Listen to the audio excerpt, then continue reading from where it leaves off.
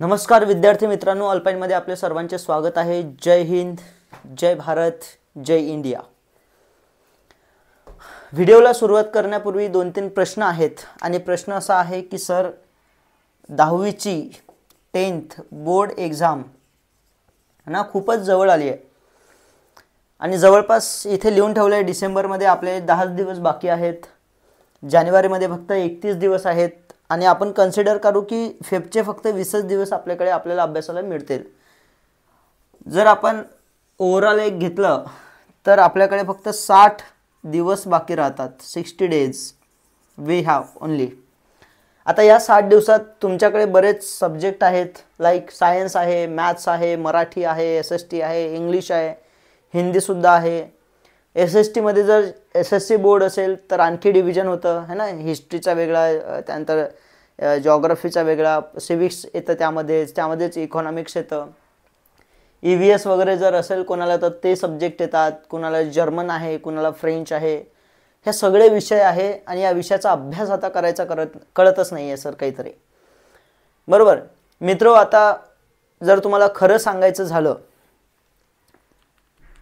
जर तुम्हाला असं वाटत असेल की न घाबरता सरांनी काहीतरी सांगितलं पाहिजे किंवा न घाबरवता काहीतरी सांगायला पाहिजे है ना, घाबरता इन सेन्स तुम्हाला नाही है ना, घाबरता इन सेन्स है ना की मला पण एक भीती असते की तुम्हाला काय वाटेल, बरोबर। पण एका शिक्षकाचं काम तेच आहे की मला जे वाटतं आणि जे आहे ते मी तुम्हाला सांगायला पाहिजे, बरोबर सिया, बरोबर हां। सो आता लक्षात ठेवा की तुमच्याकडे एवढेच दिवस आहेत आणि हे जे दिवस आहेत हे दिवस आता अभ्यासाचे नाही आहेत। तुम्ही म्हणणार सर मग आता हे एवढे दिवस आहेत काय करायचं? सरळ आणि साधं आहे की आता बरं तुम्ही जे वर्षभर केलं है ना, तुमच्याकडे जे काही असतील 8 महिने 10 महिने, या महिन्यात तुम्ही जे काही केलं त्याला म्हणतात अभ्यास। आतापर्यंत तुम्ही जे काही केलं त्याला म्हणतात अभ्यास आणि आता जे तुम्हाला करायचं आहे 2 महिन्यात म्हणजे 60 डेजमध्ये त्याला म्हणतात रिव्हिजन।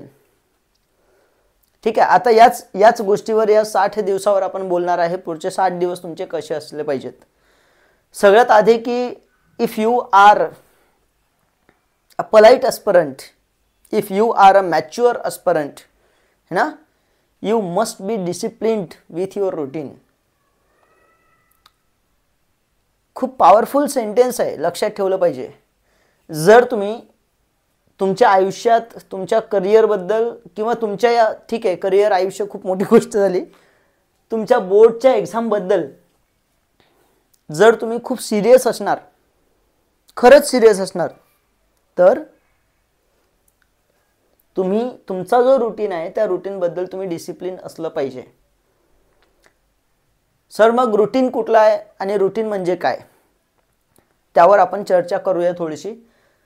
सगळ्यात आधी की आपल्याकडे 60 दिवस आहेत, या 60 दिवसात मला 5 विषय कव्हर करायचे आहेत, मोठे मोठे आपण घेतलेत। 5 विषयापैकी सगळ्यात महत्त्वाचा विषय सो कॉल्ड सगळेच विषय बघा, बोर्डात सगळे विषय सारखेच आहेत सगळे, कारण तुमचे जे काउंटिंग होतं मार्काचं पर्सेंटेजचं ते सगळं मिळून होतं। म्हणजे मराठी हा कमी महत्त्वाचा आहे किंवा इंग्लिश हा कमी महत्त्वाचा आहे, SSTला तर कोणी विचारतच नाही है ना, आणि मग फक्त मॅथ्स आणि सायन्सच्या मागे लागायचं असं करून चालणार नाही। जर तुम्हाला टॉप करायचं आहे, आता मी टेस्ट सिरीजबद्दल बोलणार आहे पण मी तुम्हाला दाखवून देतो की ही जी आपली टेस्ट सिरीज आहे, आपण या टेस्ट सिरीजला नावच दिलं आहे be the board topper. Be the board topper, see बघा, बी द बोर्ड टॉपर म्हणजे बोर्डाचे टॉपर बना यार। स्कूलची कॉम्पिटिशन नाही आहे, तुमची कॉम्पिटिशन बोर्डात आहे।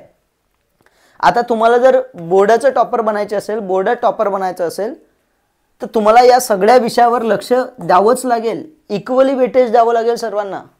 म्हणजे मॅथमॅटिक्सच वर्षभर केलं आणि मॅथ्स खूपच इम्पॉर्टंट, येस मॅथ्स इम्पॉर्टंट आहे, कारण की समोर तुम्ही इंजिनिअरिंगला जाणार, तुम्हाला 11वी-12वीला जाणार तेव्हा मॅथ्स सायन्स आहे, बरोबर। केमिस्ट्री बायोलॉजी महत्त्वाचं आहे, तुम्ही नीट करणार त्यासाठी सुद्धा महत्त्वाचं आहे, पण SST कडे दुर्लक्ष करून चालणार नाही, कारण SSTचे इंग्लिशचे मराठीचे हिंदीचे मार्कसुद्धा बोर्डात कन्सिडर होतात आणि तुमचे बोर्डाचे जे काही पर्सेंटेज आहेत त्यावर तुमचं कुठे ना कुठं तुमच्या कॉलेजची प्लेसमेंट असू द्या किंवा 11-12वीची ॲडमिशन असू द्या, हे मॅटर करेल. हे क्लिअर झालं. आता हे लक्षात ठेवा की कुठल्याही विषयाला इक्वल इम्पॉर्टन्स तुम्हाला द्यावं लागेल, प्रत्येक विषयाला इक्वल, है ना. मग आता तुम्हाला इक्वल द्यायचं म्हणजे नेमकं काय करायचं, ठीक आहे. इक्वल महत्त्व द्यायचं, इक्वल इम्पॉर्टन्स द्यायचं म्हणजे नेमकं सर काय करायचं. सगळ्यात महत्त्वाची गोष्ट की आता जो टाईम आहे, आता हा तुमचा वेळ आहे, तो फक्त रिव्हिजन आणि ॲनालिसिसचा आहे. तुम्हाला काय करावं लागेल, एक मिनटं, आताचा जो तुमचा टाईम आहे हा फक्त रिव्हिजन आणि ॲनालिसिस. तुम्हाला गोष्टी रिवाईज करायच्या आहेत आणि तुम्हाला ॲनालिसिस करायचं आहे. नंबर 1 रिव्हिजन आणि ॲनालिसिस, ठीक आहे. लक्षात असू द्या, पहिले तुम्हाला रिव्हिजन करायचे, नंतर तुम्हाला स्वतःचं ॲनालिसिस करायचं आहे. रिव्हिजन ह्या 2 प्रकारचे असू शकतात. एक येतं लर्निंगमध्ये आणि एक येतं रायटिंगमध्ये. माझ्या मते लर्निंगची जी रिव्हिजनची टाईम होता तो आतापर्यंत गेला. वर्षभर तुम्ही सगळं लर्निंग करतच आलेले आहात. आता जी वेळ आहे हे फक्त रायटिंग प्रॅक्टिसची आहे. तुम्ही more and more question paper solve केले पाहिजेत सध्या, ठीक आहे. आता हे क्वेश्चन पेपर सॉल्व कसे करायचे ते आपण पुढे बघूया. हा जो रिव्हिजनचा वेळ आहे, रिव्हिजन कशी करायची. तुम्ही पहिला चॅप्टर घेतला, समजा सायन्सचा किंवा हिस्ट्रीचा, चला हिस्ट्री घेऊया, SST घेऊया. हिस्ट्रीचा पहिला चॅप्टर घेतला, पहिला चॅप्टर आहे nationalism in Europe, nationalism in Europe, है ना. हा पहिला चॅप्टर आहे. या पहिल्या चॅप्टरमध्ये तुम्हाला आता काय गडबड आहे, तुम्ही अख्खा चॅप्टर रिवाईज केला, जे काही पाठ केलेलं आहे तुम्ही सो कॉल लर्न केलेलं आहे किंवा लक्षात ठेवलेलं आहे. लर्निंगवर तर मी विश्वास ठेवत नाही, लक्षात ठेवलं पाहिजे. तुम्ही जे काही लक्षात ठेवलेलं आहे ते तुम्हाला आठवतं का, याला म्हणतात रिव्हिजन. रिव्हिजन परत बघणे, बरोबर. एकदा परत बघायचं की तुम्हाला येतं का, आणि जर ते येत असेल तर रायटिंग येतं का. असे मी बरेच मुलं बघितलेत की ज्या मुलांना सगळं लर्न आहे, सगळं पाठ म्हणजे एक उत्तर सांगितलं, सगळे फॉर्म्युले सांगितले, तो पटपाट धाड धाड धाड धाड धाड धाड, पण जेव्हा त्याला म्हणेल की हे लिहून दाखव किंवा त्याच फॉर्म्युल्यावर एखादा क्वेश्चन मी टाकला तो लिहू शकणार नाही, कारण त्याचं रायटिंग प्रॅक्टिस खूप लॅक झालेली आहे. तर इथे तुमचे रायटिंग प्रॅक्टिस सुद्धा मस्ट आहे. फायनली तुम्हाला बोर्डाच्या परीक्षेत काही खूप पाठांतर करायचं आहे का, नाही. तुम्हाला दाखवायचं आहे का की माझं किती पाठ आहे, नाही. तुम्हाला बोर्डाच्या परीक्षेत लिहायचं आहे बाळांनो. जर तुम्हाला लिहायचं आहे तर लिहायची प्रॅक्टिस करा. मी 1000 वेळा सांगतो की तुम्हाला युद्धात जर तुम्हाला तलवारीने खेळायचं आहे युद्ध, बरोबर, या युद्धात तुम्हाला तलवारीने युद्ध खेळायचं आहे, तर तुम्ही इथे व्हिडिओ गेमवर नाही प्रॅक्टिस करू शकत किंवा आदल्या दिवशी तुम्ही व्हिडिओ बघून नाही जाऊ शकत की तलवार कशी चालवायची, माझं सगळं पाठ झालं. तुला विचारणार नाही तुला तिथे की चल दाखव मला, सांग तलवार कशी चालवायची. तो वार करेल आणि वार करताना तुम्हाला सुद्धा उलटा वार करावा लागेल. तो उलटा वार म्हणजे तुमच्या आन्सर रायटिंग. आलं लक्षात, ठीक आहे. आन्सर रायटिंगचा पार्ट झाला. त्यानंतर ॲनालिसिस. आता ॲनालिसिस म्हणजे काय बघूया आपण पुढे, एक एक विषयाचं कसं करायचं. ॲनालिसिस म्हणजे काय, ॲनालिसिस म्हणजे सरळ की तुम्ही जे आता पाठ केलं, तुम्ही जे लिहिलं, हे लिहिल्यानंतर हे बरोबर आहे का, याला म्हणतात चेकिंग. Plus comparing. तुम्हाला फक्त चेक नाही करायचं आहे, तुम्हाला कम्पेअर करायचे आहेत की जे तुमच्यापेक्षा चांगली उत्तरं आहेत, तुमच्यापेक्षाही चांगले आन्सर लिहिलेले असतील, होऊ शकतील ते डायजेस्टमध्ये आहे, टेस्ट सिरीजमध्ये आहेत, मॉडेल आन्सर्स आहेत, बरोबर. हे सगळे आन्सर तुम्हाला चेक करायचे आहेत की हे बरोबर आहे का. होऊ शकतं पहिला पॉईंट इथे पाहिजे होता तुम्ही इथे लिहिला, होऊ शकतं दुसरा पॉईंट इथे पाहिजे होता तुम्ही इथे लिहिला, शेवटचा पॉईंट तुम्ही पहिले लिहिला, होऊ शकतं ना. पॉईंट वाईज जर असला तर तुम्हाला तो मार्क देणार, बरोबर. याला म्हणतात ॲनालिसिस. हे तुम्हाला प्रॉपर चेक करायचे की माझं उत्तर बरोबर आहे का, उत्तरात काय कमी आहे, माझ्या आन्सरमध्ये कमतरता काय आहे. माझ्या आन्सरमध्ये होऊ शकतं की मी काहीतरी वेगळंच लिहिलं, विचारलं एक आणि वेगळं लिहिलं काहीतरीच वेगळं, असं पण होऊ शकतं, बरोबर. तर मग जेवढं विचारलं तेवढंच तुम्ही लिहिलं गेलं पाहिजे.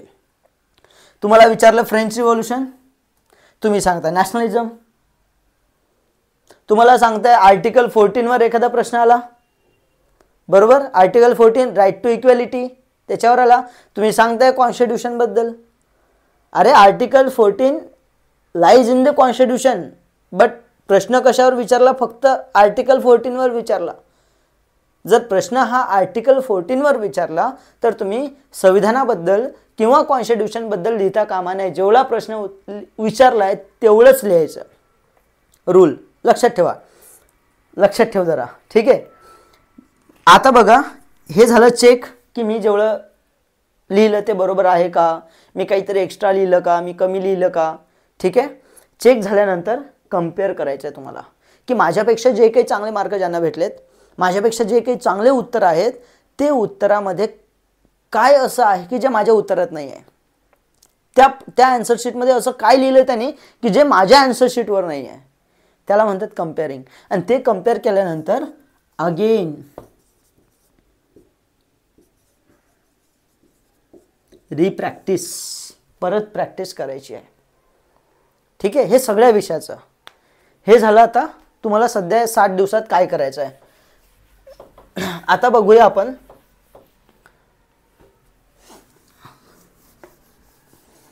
तुमच्याकडे 5 विषय आहेत. मी 5 विषय घेतो. SSC बोर्डाचे जे मुलं आहेत त्या मुलांनी लक्षात ठेवायला पाहिजे की 5 विषय म्हणजे मी कुठले कुठले पकडले.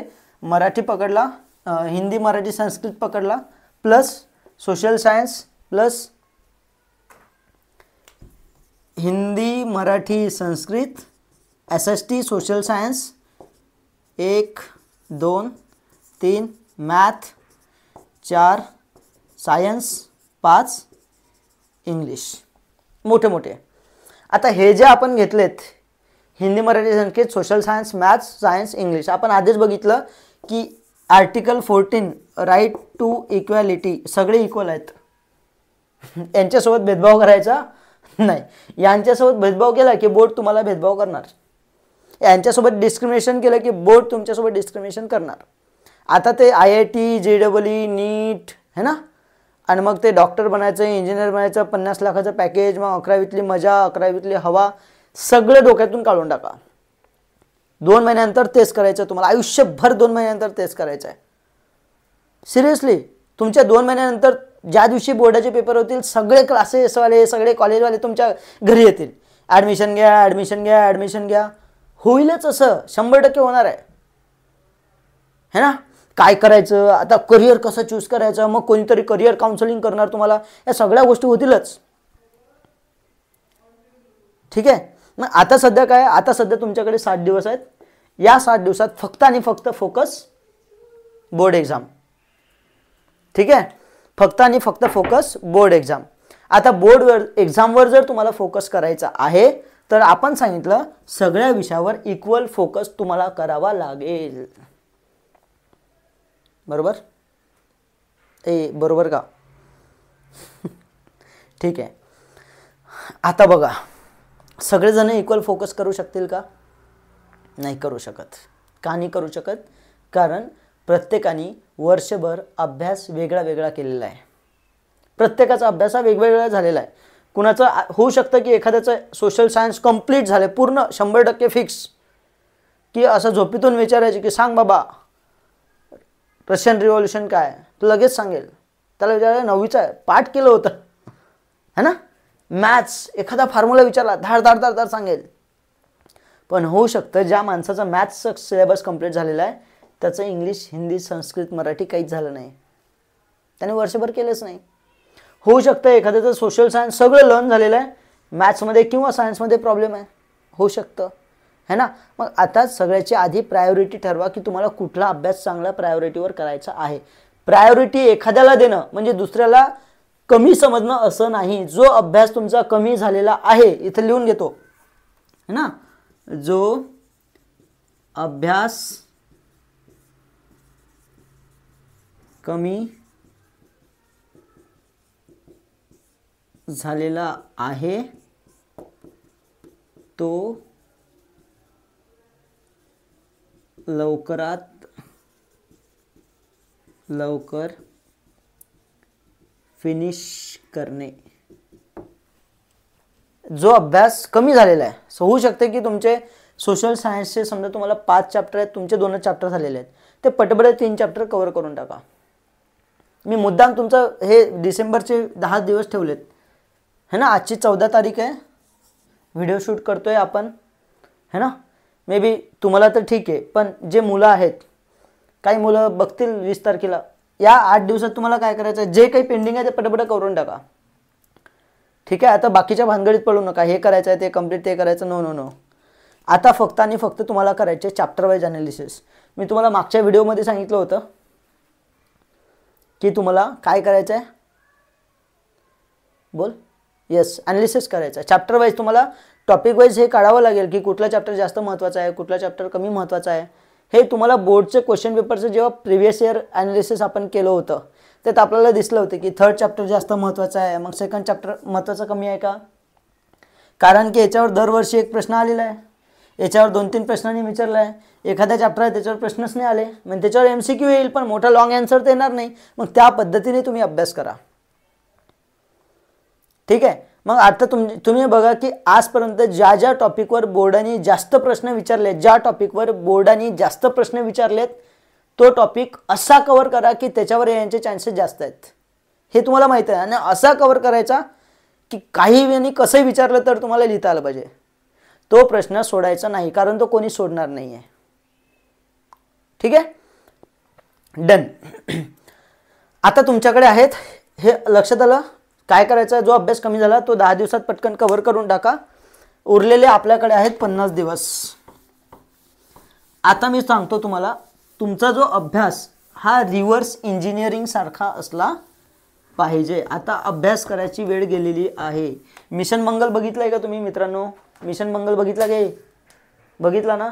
मिशन मंगलमध्ये काय होतं, ती जी सायंटिस्ट असते ती काय करते, घरी पुऱ्या तळत असते आणि पुरी तळत असताना तिला कळतं की अरे गॅस बंद करते, गॅस चालू करते, परत पॉवर कमी करते, तेल गरम करते, परत पॉवर त्याच्यावर पुऱ्या तळते, म्हणजे काय गॅस कमी लागतो. बरोबर. म्हणजे ते काय करतात, त्या याच्यावर ना ते सांगते की आपण काय करू, हे पृथ्वी याला राऊंड मारत राहायचे, परत राऊंड मारत राहायचा, परत एक बूस्ट द्यायचा. हे असं 5-6 वेळा चालणार. हे इथं आहे चंद्र, इथे चंद्र आहे, इथे पोचायचं आहे है ना. मग इथे एकच फायनल असा येईल, एकच फायनल असा स्पॉट मारेल की त्या फायनलमुळे तो असा गोल नाही फिरणार, डायरेक्ट ग्रॅव्हिटेशनला तोडून तोडून ज्या प्लॅनेटवर जायचं आहे त्या प्लॅनेटवर पोचणार.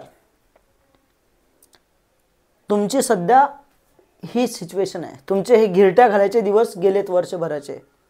आता तुम्हाला एकच फायनल पंच मारायचा आहे आणि त्या पंचवरून तुम्ही डायरेक्ट बोर्डाच्या एक्झामला पार केली पाहिजे. ठीक आहे. म्हणून त्यासाठी तुम्हाला करायचे रिव्हर्स इंजिनिअरिंग. काय करायची आहे, रिव्हर्स इंजिनिअरिंग. आता हे रिव्हर्स इंजिनिअरिंग काय आहे, भानगडच काय, रिव्हर्स इंजिनिअरिंग खतरनाक आहे एकदम, लक्षात ठेवा आता. ठीक आहे. रिव्हर्स इंजिनिअरिंग म्हणजे तुम्हाला आता अभ्यास करून प्रॅक्टिस करायची नाही आहे, तुम्हाला प्रॅक्टिस करून अभ्यास करायचा आहे. ठीक आहे. प्रॅक्टिस करून अभ्यास करायचा म्हणजे कसा की सर तुम्हाला आता फक्त फोकस कराय टेस्ट सिरीजवर.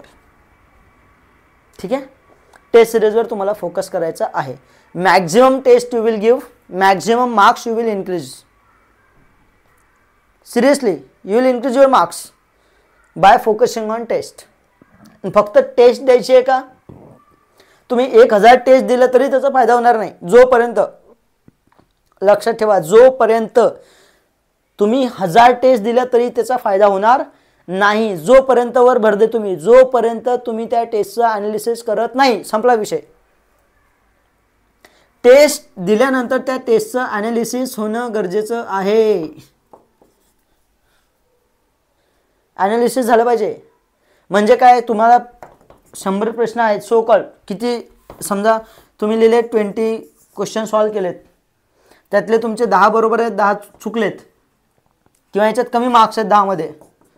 हे कमी मार्क्स का आहेत, याचा होऊ शकतं की मला एखादी कन्सेप्टच कळली नाही, होऊ शकतं मला लिहायला वेळ मिळाला नाही, होऊ शकतं की मला ती कन्सेप्ट कळली पण मला लिहिता आलं नाही. त्याला म्हणतात ॲनालिसिस. मग एखादी कन्सेप्ट जर कळलेली नसेल तर ती पटकन क्लिअर करून टाकायला पाहिजे. त्याला म्हणतात reverse engineering. Test plus study, परत टेस्ट प्लस स्टडी. आता तुम्हाला जर हे स्वतःहून करता येत नसेल तर मी तुम्हाला सांगितलं आहे, आपण आपली टेस्ट सिरीज लॉन्च करतो आहे. आपल्या टेस्ट सिरीजचं आपण नाव ठेवलं आहे मंथन. सी दिस मंथन आहे, मंथन 2.0. पहिली एक टेस्ट सिरीज सुरू झालेली आहे ऑलरेडी. आता आपल्या 10 टेस्ट आहेत, एका विषयाच्या 2. ठीक आहे.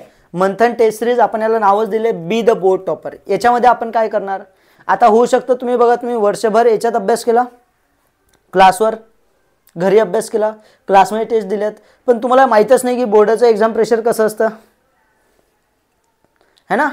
एकदम सन्नाटा होता है वहाँ पे, खतरनाक, अफाट शांतता जशी आता झाली आहे. फॅन वाकलेले असतात, किंवा मग तुम्हाला सेंटर असं मिळतं की एखाद्या बाजूला काहीतरी मोठा चौक आहे, खाली चहाचं वगैरे पॅ पॅ पॅ पॅम गाडीचा आवाज आहे, आणि तुम्हाला काहीच कॉन्सन्ट्रेशन नाही आहे, लागतच नाही, कारण तुम्हाला सवय आहे शांततेत पेपर सॉल्व्ह करायची. होऊ शकतं असं, तुम्हाला सेंटर कुठलंही मिळू शकतं, त्या वातावरणात तुमचं जे आहे हे बिघडू शकतं.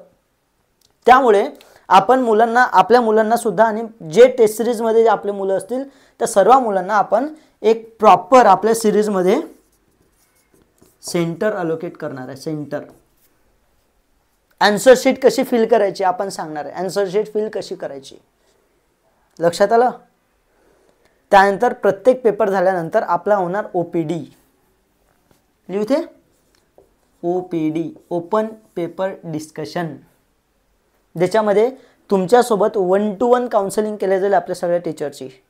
की समजा तुम्ही या रिद्धीने मॅथ्सचा पेपर सॉल्व केला, मॅथ्सचा पेपर झाला, मॅथ्समध्ये तिला मार्क आहेत कमी, किंवा प्रत्येक पेपरसोबत असं प्रत्येक विद्यार्थ्यासोबत होईलच, मॅथ्समध्ये कमी मार्क आहेत, टीचर तिला फोन करेल आणि म्हणेल चल ये लवकर रिद्धी, पटकन ये, बस इथे, का कमी मार्क आहेत, चला तुला पहिल्या चॅप्टरमध्ये कमी मार्क आहेत, दुसरं चॅप्टर ओके झालेलं आहे, तुझा तिसरा चॅप्टर आहे, म्हणजे तुला आता काय करायचं आहे, ओके ओके ओके बाळा, अजू बाबा, आपको क्या करना है, तुझ्या SSTचा खूप प्रॉब्लेम आहे, मग तू SSTवर फोकस कर.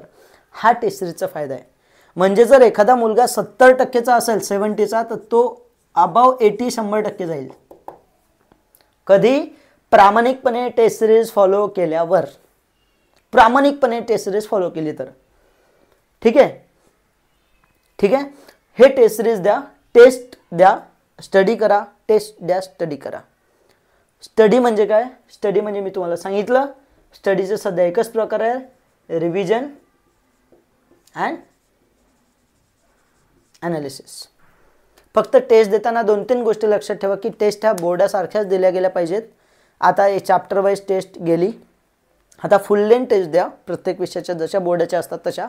आपल्या टेस्ट सिरीजमध्ये असेल, आपल्या टेस्ट येस आपल्या टेस्ट सिरीजमध्ये बोर्डासारखाच फॉर्मॅट असेल. इवन क्वेश्चन पेपरसुद्धा बोर्डासारखा, आन्सर शीटसुद्धा बोर्डासारखी है ना, तिथलं एन्व्हायरमेंट बोर्डासारखं, खाली तुम्हाला चेकिंग होणार जशी बोर्डात चेकिंग होते तशी, है ना. ह्या सगळ्या गोष्टी आपण तिथे पुरवतो. आपली टेस्ट सिरीज काय कधी होणार, 22 डिसेंबरपासून आपली टेस्ट सिरीज सुरू होणार आहे. हे बघा, मी शेड्यूल पाठवतो तसं तुम्हाला. 22 डिसेंबरपासून आपली टेस्ट सिरीज सुरू होणार आहे. आणि या टेस्ट सिरीजमध्ये पहिला पेपर आहे इंग्लिश, नंतर आपण परत 3 दिवस दिलेत. 25 तारखेला सायन्स आहे, परत 4 दिवस दिले, त्यानंतर हिंदी, संस्कृत, मराठी आहे, परत 6 दिवस दिले सोशल सायन्स आहे, नंतर परत जवळपास 6-7 दिवस दिले मॅथ्स आहे. पुढच्या आठवड्यात मॅथ्स होईल. म्हणजे संडे टू संडे आपण टेस्ट घेतोय. आणि मध्ये मध्ये 1-1-2-2 कसला 4-4 दिवसाचा गॅप आहे जवळपास. म्हणजे you will get a time to study, है ना. Analysis not study, analysis yourself. Okay. आणि एक राऊंड झाल्यानंतर आपण घेणार आहे OPD प्रोग्राम. परत दुसरा राऊंड काय, दुसरा राऊंड परत, त्यानंतर परत एक OPD. आणि मग ज्या मुलांमध्ये जे आपल्याला कमतरता दिसते परत त्यांच्यासोबत परत काउन्सिलिंग केलं जाईल. आणि हे दिल्यानंतर जेव्हा तुम्ही बोर्डच्या पेपरला जाणार, you will be the warrior. Seriously तुम्हाला वाटणारच नाही की मी बोर्डाच्या पेपरला आलो. तुम्हाला असं वाटेल की आपली अल्पाईनची टेस्ट सिरीज सुरू आहे रेग्युलर, है ना, असं वाटेल. सो लवकरात लवकर ॲडमिशन घ्या, जॉईन करा टेस्ट सिरीज, खूप फायदा होईल. यामध्ये आपलं काय 1 to 1 देतोय, काय हां, आपला सगळा सिलेबस कवर होईल. 1 to 1 पर्सनल मेंटरशिप होईल, है ना. मॉडेल आन्सर आपण, हां हे महत्त्वाचे, बरं झालं लक्षात आलं. मॉडेल आन्सरसुद्धा आहेत. आपली प्रत्येक टेस्ट झाली, आता मॅथ्सचा पेपर झाला किंवा सोशल सायन्सचा पहिला पेपर झाला, सोशल सायन्सचा पहिला पेपर झाल्यानंतर तो पेपर कसा असायला पाहिजे, त्याचे उत्तर कसं असायला पाहिजेत हे तुमच्यासमोर नको का कम्पेअर करायला, तर त्यासाठी आपण त्याचे एक PDF मध्ये तुम्हाला मॉडेल आन्सरसुद्धा प्रोव्हाइड केल्या जातील. अख्खा पेपर कसा सॉल्व करायला पाहिजे होता, एक मॉडेल आन्सर शीटच सगळी तुम्हाला प्रोव्हाइड केल्या जाईल. प्लस तुमचं एक परफॉर्मन्स ॲनालिसिस होईल डिटेलमध्ये, एक्झाम फॉर्मॅट फॅमिलियर वगैरे वगैरे हे होईलच. ठीक आहे, ह्या सगळ्या गोष्टी होतील. याची फीज जवळपास आपण ठेवली आहे 3000 रुपये, जेणेकरून सगळ्यांना पॉकेट फ्रेंडली होईल. 3000 रुपयात आपण यांना 10 टेस्ट देतो आहे. त्या 10 टेस्टमध्ये ओपन पेपर डिस्कशन होईल, plus answer sheet, model answer sheet है ना, सेंटर्स, त्यानंतर तुमचा पाण्याचा खर्च, तुमचा चेकिंगचा खर्च, ह्या सगळ्या गोष्टी त्यातच इन्क्लूड केल्या जातील. ठीक आहे, एनी डाऊट? हां ओके. नाही, याला लर्निंग केलं आणि लक्षात राहिलं नाही, हा प्रश्न सगळ्यांचा, हा युनिव्हर्सल क्वेश्चन आहे, राईट. आणि युनिव्हर्सल क्वेश्चनला फक्त एकच आन्सर आहे, प्रॅक्टिस मेक मॅन परफेक्ट. तुझं असं कधी झालं आहे का बाळा की तू एखादं आन्सर लर्न केलं, ठीक आहे, सगळ्यात आधी मला हे सांग, तू जे लर्न करतेस, तू जे म्हणते की माझ्या लक्षात राहत नाही, हे लर्न केलेलं जे आहे ते तुला कळलेलं असतं का, की तू असं जे आहे तसं फक्त घोकमपट्टी म्हणून पाठ करायचं आहे, म्हणून जसं आहे तसं फक्त रट्टा मारायचा, तुला कळलेलं नाही आहे असं काही आहे का? ओके, कळलेलं असतं तरी पण राहत नाही, गजब हो यार. ठीक आहे, मग आता एक काम कर, जर कळलेलं आहे तरी लक्षात राहत नाही, आता याला एकच सोल्युशन आहे, सिंपल. जोपर्यंत लक्षात राहत नाही तोपर्यंत ते लिहून काढायचं. 2 वह्या भरल्या तरी चालतील, 2 नोटबुक भरले तरी चालतील, फिनिश. जेवणच करायचं नाही, जोपर्यंत पाठ होत नाही तो म्हणजे जेवणार नाही. अन्न त्याग, पाणी त्याग, जल त्याग, सगळा अंघोळ त्याग, जोपर्यंत येणार नाही, निद्रा त्याग, झोप पण त्याग करायची. जब तक तोडेंगे नाही तब तक छोडेंगे नाही. आणि मग लक्षात ठेवा, अर्ध्या तासात तुमचं ते लक्षात राहिलेलं असेल, या इंटेन्शनने तुम्ही अभ्यास करा. ठीक आहे, ओके, डन. ठीक आहे, आता येऊ नेक्स्ट टॉपिक आणि शेवटचं टॉपिक. आपण टेस्ट सिरीजमध्ये तर कव्हर करणार आहेच, प्लस गुड क्वेश्चन, ठीक आहे, त्याच्यावर आपण येऊया. ठीक आहे, ओके. आता तुम्ही जे सोशल सायन्सचे आन्सर लिहिता, आन्सर लिहिण्याचा एक फॉर्मॅट असतो. आन्सर सायन्सचं किंवा सोशल सायन्सचं किंवा मराठी, हिंदी, संस्कृत, इंग्लिश, तुम्ही जे याचे आन्सर्स लिहिता याचा एक फॉर्मॅट असतो बाळांनो, है ना. हा फॉर्मॅट कुठला आहे? हा फॉर्मॅट आहे इंट्रो, बॉडी आणि कन्क्लुजन. इंट्रो म्हणजे एखादं तुम्हाला विचारलं की short note on French revolution, right a short note, discuss. आता समज तुम्हाला एखादा प्रश्न आला की नेपोलियन बोनापार्टचा काय रोल होता फ्रेंच रिव्हॉल्युशनमध्ये, है ना, what was the role of Napoleon Bonaparte in French revolution, असं तुम्हाला आलं. आता तुम्ही काय करता, डायरेक्ट धडधड लिहायला सुरुवात करता? नो, तुम्हाला काय आहे, तुम्हाला तुमच्या आन्सरचं एक इंट्रोडक्शन द्यावं लागेल. हा फॉर्मॅट असतो उत्तर लिहायचा. Answer writing is a key my dear friends, answer writing is a की.